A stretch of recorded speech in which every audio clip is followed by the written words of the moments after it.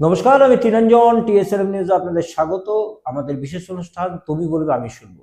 এতে আমরা কিছু বলি না, এতে বলে রাজনৈতিক নেতা, জনপ্রতিনিধি, সাধারণ মানুষ। আমাদের মাধ্যমে বার্তা বিভিন্ন জায়গায় পৌঁছে যায়। নারায়ণবাবুর ডাক এসেছে এসআইআর এর শুনানিতে, এবং খসড়া তালিকায় তার এবং তার এক মেয়ের নাকি নাম নেই। খসড়া তালিকায় তার এক মেয়ে এবং তার নাম নাকি নেই। নারায়ণবাবুর এটা বড় চিন্তা। এরপরে অ্যাডমিট কার্ড গ্রহণ করা হচ্ছে না, পেনশনের সমস্ত নথি যথোপযুক্ত নয়। এ সমস্ত খবর নারায়ণবাবুকে বেশ কিছুদিন ধরে চিন্তায় ফেলেছিল, এবং যেটা সূত্রের খবর, তিনি তার সান্ধ্য আড্ডায় বন্ধুবান্ধবের সঙ্গেও কথা বলেছিলেন। তিনি বিষয়টা নিয়ে স্থানীয় বিএলওর সঙ্গেও কথা বলেছিলেন এবং আশ্বাসও পেয়েছিলেন যে কোনো অসুবিধে হবে না। কিন্তু যতই সময় যাচ্ছে এবং বিভিন্ন নিয়ম বদলে যাচ্ছে, এই দেখে নারায়ণবাবু প্রচণ্ড চিন্তায় পড়েছিলেন যে কি হবে তার মেয়ের। 3 মেয়ের মধ্যে এক মেয়ের নাম খসড়া তালিকায় নেই এবং তার নামও নাকি নেই। শুনানিতে যেতে হবে। কি অবস্থা বলুন দেখি। সার সার দিয়ে লোক দাঁড়িয়ে আছে শুনানিতে। নারায়ণবাবুকেও শুনানিতে যেতে হবে, 70-এর বেশি, এবং খসড়া তালিকায় নাম নেই। যদিও চতুর্দিক থেকে আশ্বাস দেওয়া হয়েছিল যে তেমন কোনো অসুবিধা হবে না, সব ঠিকঠাক হয়ে যাবে। কিন্তু চাপ নিতে পারলেন না নারায়ণবাবু, এবং চাপ না নিতে পারার কারণে কি হলো শুনুন। প্রথমে শোনাবো বিধায়ক বিধান উপাধ্যায়ের কথায়, তারপর শুনবেন সালানপুরের ব্লক সভাপতি ভোলা সিংয়ের গলায়, তারপর শুনবেন স্থানীয় তৃণমূল নেত্রী কি বলছেন। দুঃখজনক ঘটনা। দেখুন, এটা বারবার আমাদের নেত্রীও বলছেন, মমতা বন্দ্যোপাধ্যায় বলছেন, এবং আমাদের নেতা অভিষেক বন্দ্যোপাধ্যায় বারবার বলছেন যে এখন একটু টাইম নিয়ে করলে সবচেয়ে এসআইআরটা সুবিধা হতো। কারণ বারবার মানুষকে বিভিন্নভাবে হয়রানি করছে, বিশেষ করে বয়স্ক মানুষদেরকে, যাদের 2002-এ নাম আছে তাদেরকেও হিয়ারিংয়ে বারবার ডাকা হচ্ছে। একবার যাচ্ছে, আবার কোনো কাগজের জন্য ডাকছে। তো এটা এই কারণে এই যে আমাদের কাকু যিনি মারা গেলেন, অরবিন্দ নারায়ণ সেনগুপ্ত, প্রায় 78 বছর বয়স, কালকে তাকে হিয়ারিংয়ে ডেকেছে। মানে গতকালকে সে মারা গেছে। মানে হিয়ারিংয়ের ভয়ে মানুষ নিজেরা আত্মহত্যা করে দিচ্ছে। এটাতে মানে পুরোপুরি এই যে বিজেপি বা আমাদের যে নির্বাচন কমিশন আছে, এর জন্য পুরো দায়িত্ব ওদের কাছে। কারণ একটা জিনিস, এই যে এসআইআর করছে, এসআইআরটা ইলেকশনের পরে করলেও পারতো, কিংবা এখন 5-6 মাস টাইম দিয়ে টানতে পারতো, 1 বছর টাইম দিতে পারতো, মানুষকে ভোটার তুললে তারপর ভোট করাতে পারতো। যদি উদ্দেশ্য থাকে ভোটে জেতার এবং ভোট এসআইআর করে ভোট করানোর যদি ইচ্ছা থাকে, তাহলে আরও 6 মাস টানতে হতো, তাহলে এতগুলো মানুষ মারা যায়।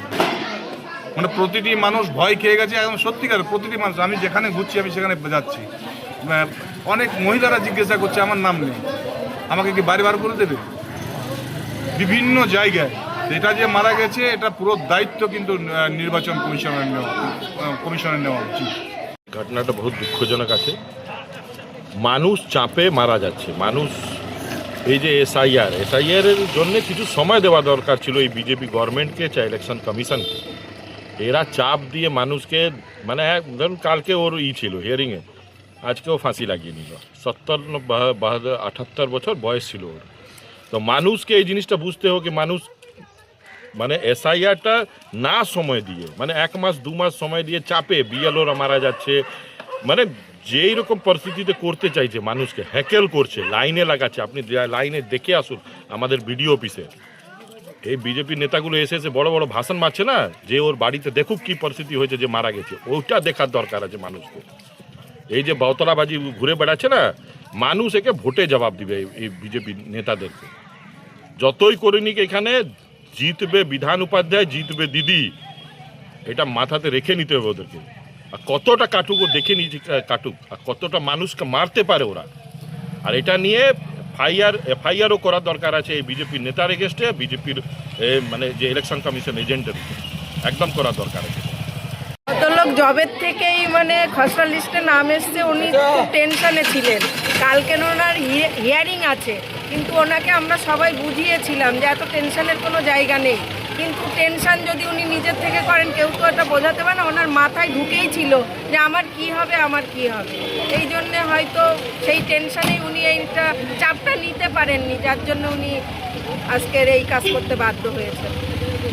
দেখুন, এই খবরটা করা পর্যন্ত এখনো তার বাড়ির লোকের বক্তব্য সেইভাবে পাওয়া যায়নি, যেহেতু খুব স্বভাবতই মানসিকভাবে ভেঙে পড়েছেন সকলেই। কিন্তু বিষয়টা হচ্ছে, যদি এটা এসআইআর এর কারণে হয়ে থাকে, তাহলে ভাবতে পারছেন যে একটা মানুষের জীবন চলে গেল, এবং একটা মানুষের জীবন চলে গেল, ফলে সম্পূর্ণ এফেক্টটা পড়লো তার পরিবারের উপর। এই দায় কে নেবে? এবং এই যে এসআইআর করে প্রত্যেকটা দিন এক একটা নিয়ম বদলাচ্ছে, বিভিন্ন রকমের ছবি দেখতে পাওয়া যাচ্ছে, উঠে আসছে বিভিন্ন ক্যাম্প থেকে। নির্বাচন যাই হোক, রেজাল্ট যাই হোক, কেন্দ্রীয় সরকারের নিয়ম অথবা যে কোনো সরকারের নিয়ম মানতে বাধ্য সবাই, সেই নিয়ম মানা হোক, কিন্তু তার একটা রেমিডিও বের করা হোক। মানুষ চিন্তায় পড়ছে, মানুষ টেনশনে পড়ছে, এবং একের পর এক ঘটনা ঘটে যাচ্ছে।